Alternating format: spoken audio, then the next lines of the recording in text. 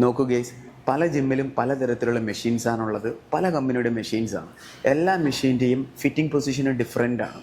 ഓരോ മെഷീനും ടാർഗറ്റ് ചെയ്യുന്ന മസിൽ ഗ്രൂപ്പും ഡിഫറെൻ്റ് ആണ്. അപ്പോൾ നമ്മൾ നല്ല രീതിയിൽ സ്മാർട്ടായിട്ട് ട്രെയിൻ ചെയ്തില്ല എന്നുണ്ടെങ്കിൽ ആ ഒരു മസിലിനെ ട്രെയിൻ ചെയ്യാൻ വളരെ ബുദ്ധിമുട്ടായിരിക്കും. നമ്മൾ ഏത് മെഷീൻ അടിക്കുകയാണെന്നുണ്ടെങ്കിലും ആ ഒരു മെഷീനിൽ എക്സ്റ്റേണൽ സപ്പോർട്ട് എടുത്തിട്ടാണ് നമ്മൾ ആ ഒരു എക്സസൈസ് പെർഫോം ചെയ്യുന്നത്. എക്സ്റ്റേണൽ സപ്പോർട്ട് എടുക്കണമെന്നുണ്ടെങ്കിൽ ഡെഫിനറ്റ്ലി നമ്മൾ ആ ഒരു മെഷീനകത്ത് സിറ്റിംഗ് പൊസിഷൻ നമ്മൾ പ്രോപ്പറായിട്ട് ചെയ്തിരിക്കണം. അതുപോലെ തന്നെ ഗ്രിപ്പിംഗ് പൊസിഷന് നമ്മൾ പ്രോപ്പറായിട്ട് ചെയ്തിരിക്കണം. ഫോർ എക്സാമ്പിളായിട്ട് നിങ്ങൾക്കിവിടെ ഈ ഒരു മെഷീൻ കാണാം. ഈ ഒരു മെഷീനകത്ത് ഞാനിപ്പോൾ ഇരുന്ന് ഈ ഒരു എക്സസൈസ് പെർഫോം ചെയ്യുമ്പോൾ ഫസ്റ്റ് ഞാൻ ചെയ്യാൻ പോകുന്നത് എന്താണ്? എൻ്റെ സിറ്റിംഗ് പൊസിഷൻ ഞാൻ പ്രോപ്പറായിട്ട് ഒരു ആംഗിളിൽ വെക്കും. ചിലപ്പോൾ ഇവിടെ ഈ കാണുന്ന 3-ലായിരിക്കും അല്ലെങ്കിൽ 5-ലായിരിക്കും. പ്രോപ്പറായിട്ട് ഞാനൊരു ആംഗിൾ ഫിക്സ് ചെയ്യും.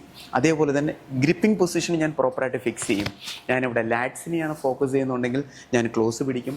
ഈവൻ ഞാൻ ബാക്കിനെയാണെന്നുണ്ടെങ്കിൽ, അതായത് അപ്പർ ബാക്ക് ആണെന്നുണ്ടെങ്കിൽ ഞാൻ ഈ കാണുന്ന വൈഡ് ഗ്രിപ്പിനകത്ത് ഞാൻ എൻ്റെ ഗ്രിപ്പിംഗ് പൊസിഷൻ ഫിക്സ് ചെയ്യുന്നതായിരിക്കും. അപ്പോൾ നിങ്ങളും എന്താണ് ചെയ്യേണ്ടുന്നത്?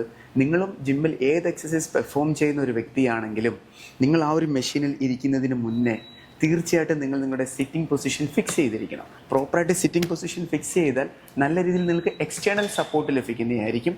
അതേപോലെ തന്നെ പ്രോപ്പറായിട്ട് നിങ്ങൾ ഗ്രിപ്പിംഗ് പൊസിഷൻ ഫിക്സ് ചെയ്താൽ നല്ല രീതിയിൽ നിങ്ങൾ ആഗ്രഹിക്കുന്ന ആ ഒരു മസിലിൽ നിങ്ങൾക്ക് ടാർഗറ്റ് ചെയ്യാനും പറ്റുന്നതായിരിക്കും.